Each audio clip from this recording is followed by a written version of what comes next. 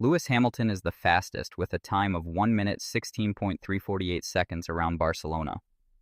That time came on the final afternoon of the 2026 shakedown test, and it beat George Russell by just under a tenth. After Ferrari finished fourth last year and Hamilton went without a single podium for the first time in 19 seasons, this result changes the story heading into the new rules. But speed is only part of it. Mercedes ran 500 laps. Ferrari ran 440. The reliability picture looks totally different than 12 months ago. And what Hamilton said about driving these new cars suggests the 2026 rules might fit him better than anyone thought. Okay, so let's jump right into the biggest detail from Barcelona. Hamilton's lap time was 1 minute 16.348 seconds. That's roughly 0.7 seconds slower than Verstappen's race lap record from 2023. And it's about 5 seconds off the 2025 pole position pace. Now, before you think that sounds slow, you need to know what the 2026 rules actually changed. These cars have 30% less downforce. They are 30 kilos lighter with a minimum weight of 768 kilos, and the power unit now splits 50-50 between the engine and the electric motor. Less downforce means less grip. Less grip means slower lap times. That 5-second gap is not Ferrari being slow. That's the new rules doing exactly what they were supposed to do.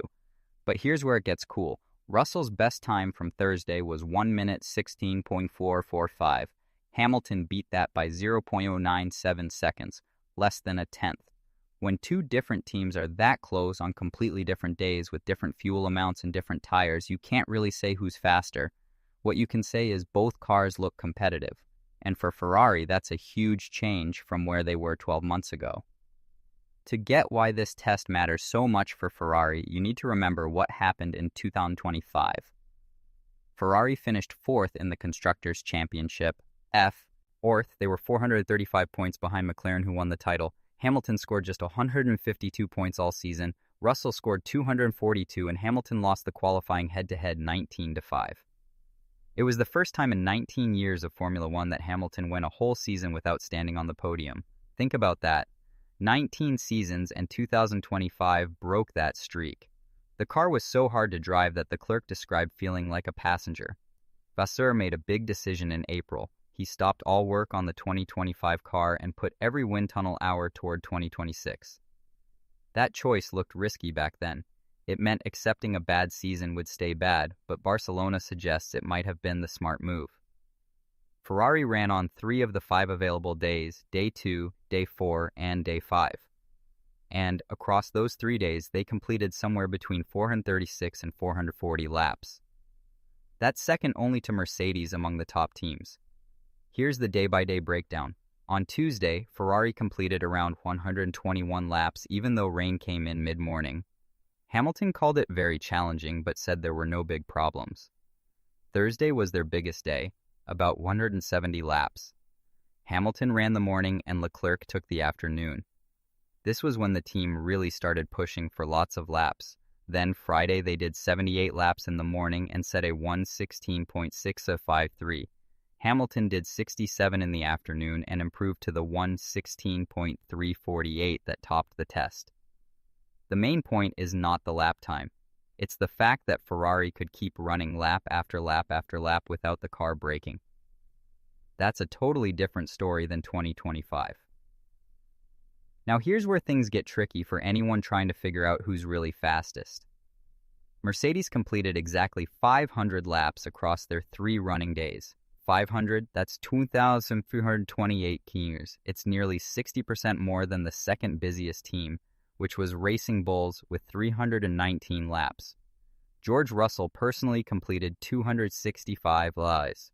APS, that's the highest total of any driver in the whole test.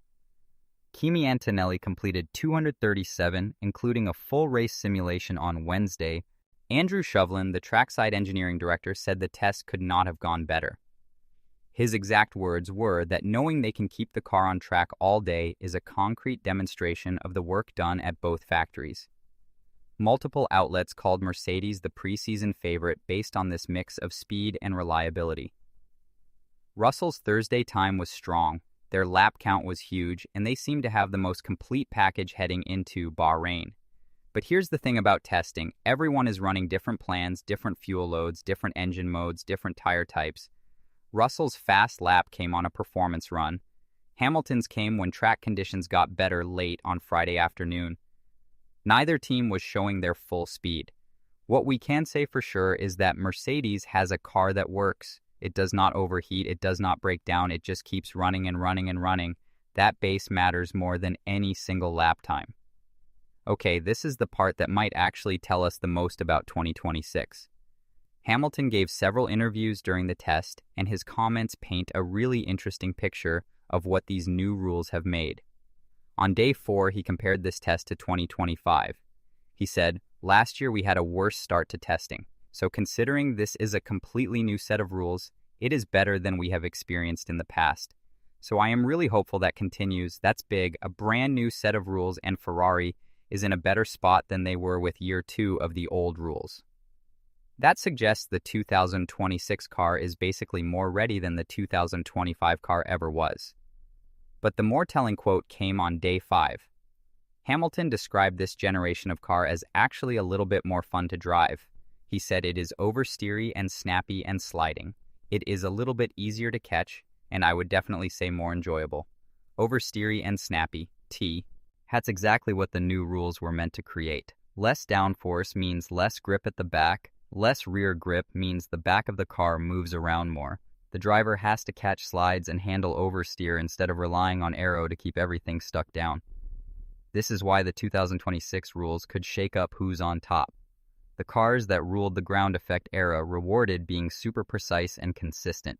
These new cars reward quick reactions and car control. And if there's one thing Hamilton has always been great at, it's handling a loose back end. Watch his early Mercedes years. Watch his McLaren days. He has always liked a car that rotates and feels alive rather than one that feels glued and stable.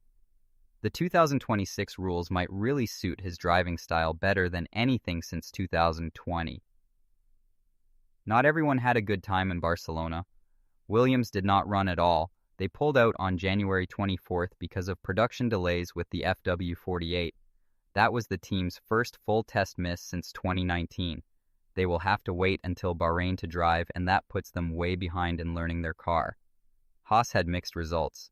They are using Ferrari's customer power unit, and Oliver Behrman completed over 100 laps on Friday, which showed good reliability, but the team admitted they were finding problems every lap. That's normal for a shakedown test. You discover issues you didn't know about. Red Bull ran on 3 days and completed okay mileage, but Verstappen's best time was a 1:17.586. That's over a second behind Hamilton and Norris. Now, Red Bull are famous for hiding their real speed in testing, so nobody should read too much into that gap, but it's worth noting they were not near the top of the times on any day. McLaren looked quietly competitive. Norris finished second fastest on Friday with a 1:16.594.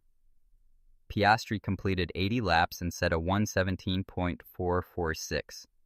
They ran long stints and gathered data without making big news. That's exactly how you do a test when you're the reigning Constructors' champion. This was not a normal preseason test. The format was completely different. Each team could only run 3 of the 5 available days. That created a rotating schedule where different groups of teams were on track at different times. Ferrari ran Tuesday, Thursday, Friday. Mercedes ran Monday, Wednesday, Thursday. Red Bull ran Monday, Tuesday, Friday. The sessions went from 9 o'clock in the morning to 5 o'clock in the afternoon, with a 1-hour lunch break. Running could go to 6 o'clock if there was daylight. All of it happened behind closed doors with no official timing. The lap times we have came from unofficial sources and leaked info. This matters because it means direct comparisons are almost impossible. Hamilton set his fastest time on Friday afternoon when track conditions had improved. Russell set his on Thursday. They were not even on track at the same time on the same day in the same conditions. What Barcelona really showed was reliability. Who could keep their car going? Who found problems early? Who got the most laps in? By that measure, Mercedes won easily. Ferrari finished second. Everyone else has catching up to do. The season starts with the Australian Grand Prix on March 6th through 8th. Between now and then, there are 2 more tests in Bahrain. Test 2 runs February 11th through 13th. This is the first official Formula One test, and the final hour of each day will be streamed live. Test 3 runs February 18th through 20th with full live broadcast. Those Bahrain tests will tell us way more than Barcelona did. Teams will push harder. The timing will be official. And with 9 potential running days done, the picture will finally get clearer. But Barcelona already told us something important. The 2026 rules have made cars that are harder to drive but more rewarding when you get them right. The reliability gap between top teams is smaller than people expected, and Ferrari has made real progress from the disaster of 2025. So where does this leave us? Hamilton topped the Barcelona test with a 1:16.348. That's real. Russell was less than a tenth behind. That's also real. Mercedes ran 500 laps and Ferrari ran 440. Both teams have cars that work. But the bigger story is what Hamilton said about driving these machines. Oversteery and snappy, more enjoyable, a little bit more fun. Those are not the words of a driver fighting a bad car. Those are the words of a driver who feels comfortable. After 19 years without a podiumless season, Hamilton finally had one in 2025. After finishing 4th in the championship, Ferrari finally made a smart choice that might pay off. And after years of Aero deciding everything, Formula One finally has rules that put the driver back in control. The Barcelona shakedown was never going to pick a favorite, but it did show us which teams are ready and which teams still need work. Ferrari looks ready, Mercedes looks strong, and Hamilton looks like a 7-time world champion who just found a car that fits him again. Bahrain will tell us more. Melbourne will tell us everything. But right now, after 5 days in Barcelona, the 2026 season has the potential to be the most exciting in years. And that's exactly what everyone wanted. If you enjoyed this breakdown, make sure to subscribe and turn on notifications so you do not miss our Bahrain test coverage. I will see you in the next one.